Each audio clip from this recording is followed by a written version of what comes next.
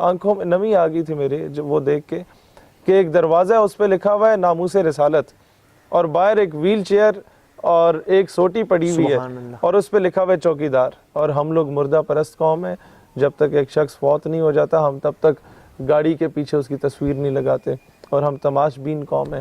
وہ الگ بات ہے، ہم لوگ سامنے آگے اتنی تصویریں نہیں بنواتے. مجھے تو پاؤں بھی پڑنے پڑے میں پاؤں پڑ جاؤں گا کہ یار اس وقت اختلاف کو ہم لوگ ایکسیپٹ نہیں کر سکتے. السلام علیکم ناظرین، پاکستان نیشنل ٹی وی کے ساتھ میں ہوں آپ کا میزبان جنید عادل.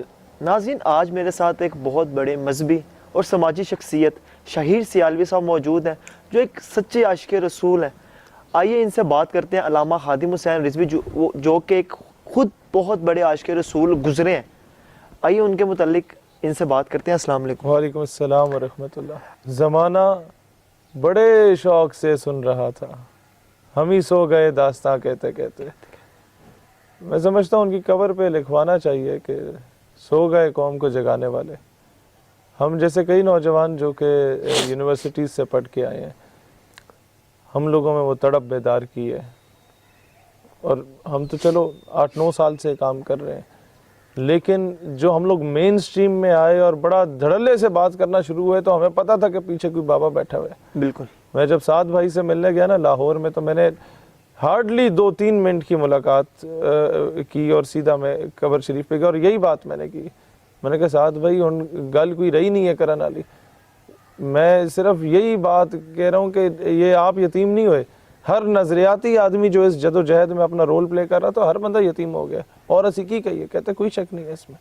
اب جو ہم لوگوں نے سینیریو دیکھنا ہے وہ یہ دیکھنا ہے کہ بابا جی کا جو مشن تھا اس کو کیسے لے کے چلنا ہے. بالکل یہ بات. آپ ان کے جماعت میں ہیں یا نہیں ہیں، آپ ان کے ساتھ رہے ہیں یا نہیں رہے، لیکن وہ مشن پوری امت کا مشن ہے، وہ کسی ایک جماعت کا مشن نہیں ہے. آپ نے اس کو کیسے لے کے چلنا ہے، کیا اسی طریقے سے ڈیفینڈ کرنا ہے یا نہیں کرنا، یا اس سے بڑھ کے ڈیفینڈ کرنا ہے. اور آپ یہ دیکھیں امت اخبار پہ اگلے دن ایک تصویر آئی اور آنکھوں میں نمی آ گئی تھی میرے جب وہ دیکھ کے کہ ایک دروازہ ہے، اس پہ لکھا ہوا ہے ناموس رسالت، اور باہر ایک ویل چیئر اور ایک سوٹی پڑی ہوئی ہے اور اس پہ لکھا ہوا ہے چوکیدار. یہ بڑے بڑے جبوں اور دستاروں والے جب جھگیوں میں بڑھ جاتے تھے نا، چھپ جاتے تھے، جو ساری زندگی حضور کے نام پہ، اہل بیت کے نام پہ، صحابہ کے نام پہ چندے بٹورتے تھے، وہ سب لوگ جب غائب ہو جاتے تھے نا، تب ایک بابا ویل چیئر دوڑاتا میدان میں آتا تھا کہ وہ حضور دی ناموس تے حملہ ہو گیا ہے، پہرے داری کرن میدان چاہ جاندہ سی. تو یہ میں when I was in school میں یہ شعر سنا کرتا تھا کہ محمد سے وفاتوں نے تو ہم تیرے ہیں، یہ جہاں چیز ہے کیا لوح و قلم تیرے ہیں. when I went to college then university، ساری زندگی یہ شعر میں نے ہر تقریباً محفل میں سنا اور ہر پروگرام میں سنا جب بھی نعت خواں کو دعوت دی جاتی تھی. تو میں نے کہا اقبال مینو یہ مطلب تسی اگر سمجھا دیو کہ یار یہ تو مینو سمجھ آ گئی کہ اقبال کے اندر کی محمد سے وفاتوں نے تو ہم تیرے ہیں، کہ اللہ یہ کہتا ہے کہ تو نے میرے حبیب سے وفا کی تو میں تمہارا. لیکن یہ جہاں چیز ہے کیا لوح و قلم تیرے، سب کچھ تمہارا. How is it possible? میں اپنی عملی زندگی سے کام دیکھنا چاہتا. تو جب میں نے ایک ویل چیئر والے بابے دے جنازے دا منظر ویکھیا نا، تا مینو سمجھ آئیے کہ یہ جہاں چیز ہے کیا لوح و قلم تیرے ہیں، اس کا مطلب کیا ہے. جب میں نے ایک 8,000 کمانے والے لیڈ فورس کے سپاہی کی پھانسی کے بعد اس کے جنازے کا منظر دیکھا، دین آئی ریئلائزڈ کہ یار یہ تو مطلب تو یہ کہ وہ آپ ذرا سے حضور علیہ الصلوۃ والسلام سے لو لگانے والے بنے، وہ آپ کو کہاں سے کہاں پہنچاتے ہیں. پھر سمجھ نہیں آتے بندے آسمان سے گر کے ادھر پہنچ رہے ہیں یا زمین سے نکل رہے ہیں یا سمندر سے آ رہے ہیں، کہاں سے آ رہے ہیں. لہٰذا یہ بات جو رب بار بار کہتا ہے تم ایک قدم آؤ تو صحیح نا، پھر دیکھو میں کیا کرتا ہوں. اور وہ چیز واقعی عملی طور پہ نظر آئی. تو ایسے دلیر لوگ بہت وقت کے بعد آتے ہیں، اور ہم لوگ مردہ پرست قوم ہیں. جب تک ایک شخص فوت نہیں ہو جاتا ہم تب تک گاڑی کے پیچھے اس کی تصویر نہیں لگاتے. اور ہم تماش بین قوم ہیں، جہاں مداری بندر کو نچاتا ہے وہاں ہم پہنچ جاتے ہیں، لیکن جہاں پہنچنے کی ضرورت ہوتی ہے وہاں جانے سے پہلے 100 مرتبہ سوچتے ہیں. ہم دماغ کی سوچنے لگ جاتے ہیں، دل کی نہیں سوچتے. کہتے تھے نا زبان دا کلمہ ہر کوئی پڑھدا تے دل دا پردہ کوئی. دیکھے نا بے خطر کود پڑا آتش نمرود میں عشق، عقل ہے میں تماشائے لبے بام ابھی کہ کودا یا نہ کودا. عشق پہلے کر دے وقت سوچ دے کہ جی یہ دیکھی پروس اینڈ کونز ہوسن. لہٰذا دنیا میں عقل والوں کا نام ضرور ہے، اس میں کوئی مسئلہ نہیں ہے، لیکن آپ یہ دیکھ لیں کہ عقل والے وہی تھے جو اس وقت یزید کی راہ میں چلے گئے تھے اور کہا تھا کہ جی تاج و تخت و حکومت تو اب اس کے پاس ہے، لیکن عشق والے وہ تھے جو حور کی صورت میں پھر حسین کی قافلے میں چلے گئے تھے. اور آج امت میں کسی کا نام یزید آپ کو نظر نہیں آئے گا، لیکن ہر چوتھے بچے کا نام جو وہ حسین ہوگا یا حور ہوگا. وہ کیا وجہ ہے؟ کہ وہ عشق ہے جو آپ کو ہمیشہ کے لیے بچا دیتا ہے. میرا ایک آجزانہ سوال ہے آپ سے کہ فیض آباد سے پہلے آپ نے دھرنا دیا ادھر، اس کے بعد انہوں نے دھرنا دیا، اب دونوں کا کوز تو ایک ہی تھا، تو پھر اب دونوں ایک کیوں نہیں ہو جاتے؟ ہمارا جو دھرنا ہوا الحمدللہ کافی کامیاب تھا اور ہم لوگوں نے بہت کم ٹائم میں بہت کچھ منوا لیا. جب ٹی ایل پی کا دھرنا ہوا تو ہماری جتنی بھی مرکزی کابینہ تھی وہ وہاں پر سٹیج پہ نہیں تھی، وہ بطور کارکن وہاں پر سارے موجود تھے اور میں خود بھی اس دھرنے میں گیا تھا. صرف یہ ہے کہ میں نے وہاں جا کے اپنی لیڈری نہیں چمکانی تھی یا تقریریں نہیں کرنی تھیں.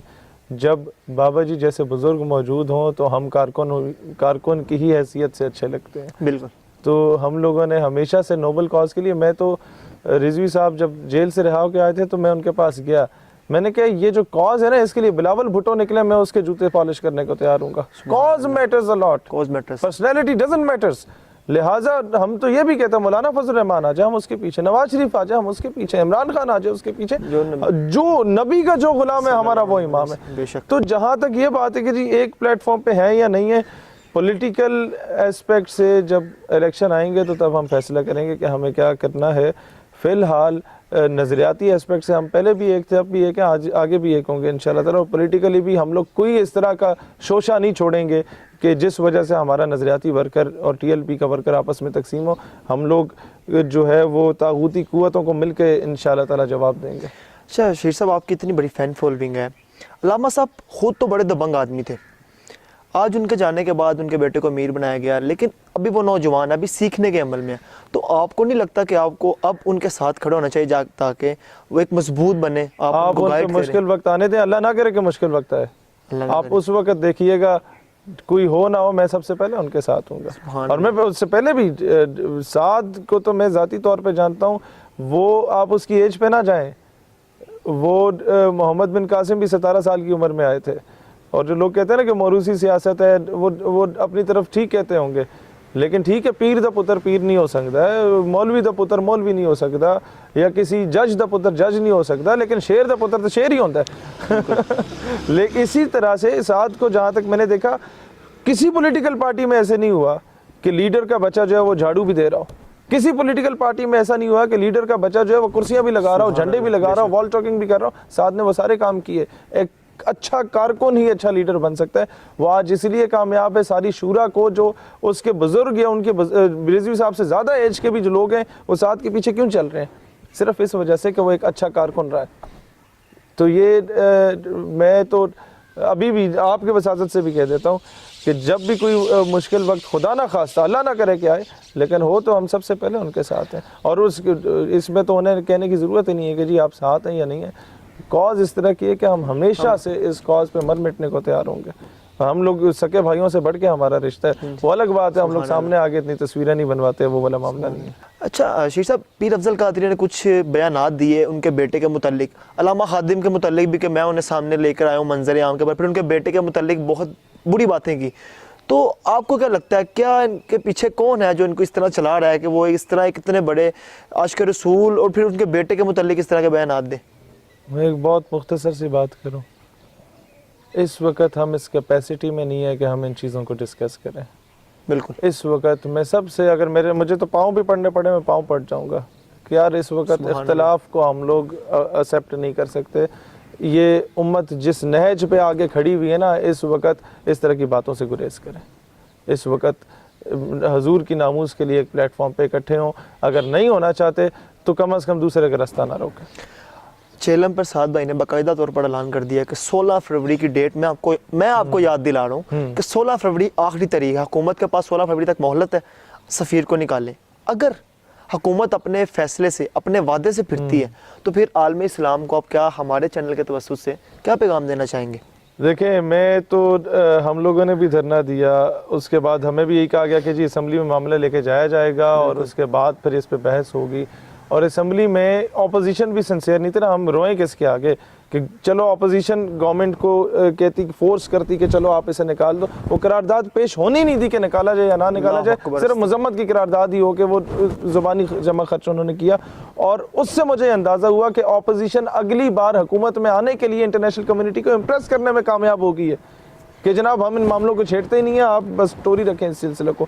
لہٰذا ہم یہ باور کراتے ہیں گورنمنٹ کو بھی, اپوزیشن کو بھی اور سعد بھائی کو بھی کہ اگر آپ لوگ اس کاز کے لیے نکلتے ہیں, اس بار ہم آپ کے انتظار میں, ہم لوگ آپ کی راہ دیکھ رہے ہیں, آپ نکلتے تو ہم آپ کے ساتھ بحیثیت کارکن کندھے سے کندھا ملا کے چلنے کو تیار ہیں. کاز اس طرح کی ہے اور ہم آئیں گے اور انشاءاللہ تعالی آپ دیکھیں گے کالجز اور یونیورسٹیز سے کافی انشاءاللہ تعالی اس بار پینٹو کوٹوں میں لوگ آئیں گے انشاءاللہ تعالی. یہ حیران ہو جائیں گے, پہلے کہیں گے نا مولوی کتھوں آ گئے نے, اب کہیں گے بچے کتھوں آ گئے نے, پینٹو کوٹوں والے کتھے آ گئے نے, تب پتہ چلے گا. اصل میں آپ کو ایک چیز بتاتا ہوں, وجہ یہ ہے سر کہ جب ایک مسجد میں 250 ہم خیال لوگوں کے درمیان پنکھے کے نیچے بیٹھ کے آپ نعرہ لگاتے ہیں نا جہاد کا, تو مغرب کو تکلیف ضرور ہوتی ہے, لیکن اصل تکلیف تب ہوتی ہے جب آپ پینٹ کوٹ اور ٹائی پہن کے کالج یا یونیورسٹی سے نکل رہے ہوتے ہیں اور لگا رہے ہوتے ہیں نعرہ تاجدار ختم نبوت زندہ باد. تو ان کے اربوں ڈالرز کی انویسٹمنٹ جو انہوں نے آپ پہ انویسٹ کی ہے کہ وہ فاقہ کش کے موت سے ڈرتا نہیں, ذرا روح محمد اس کے بدن سے نکال دو, فکر عرب کو دیکھ کے فرنگی تخیلات, اسلام کو حجاز و یمن سے نکال دو, اور اغوانیوں کی غیرت دین کا ہے یہ علاج, ملا کو ان کے کوہ و دمن سے نکال دو. وہ جو انویسٹمنٹ ہے اس پہ آپ لات مار آتے ہیں, اور یہ اصل کامیابی ہوگی جو آپ دیکھیں گے انشاءاللہ تعالی. دونوں بھائی مل کے نکلیں گے انشاءاللہ. بہت شکریہ. اس وقت میرے ساتھ شہیر سیالوی صاحب موجود تھے اور آپ نے ان کی باتوں سے اندازہ لگا لیا ہوگا کہ علامہ صاحب نے جو شعر سنایا تھا نا کہ زبانی کلمہ ہر کوئی پڑھدا تے دل دا پردہ کوئی کوئی, ذرا سوچئے گا اس بات پر. اپنے میزبان جنید عادل کو دیجیے اجازت, اللہ نے کے بعد.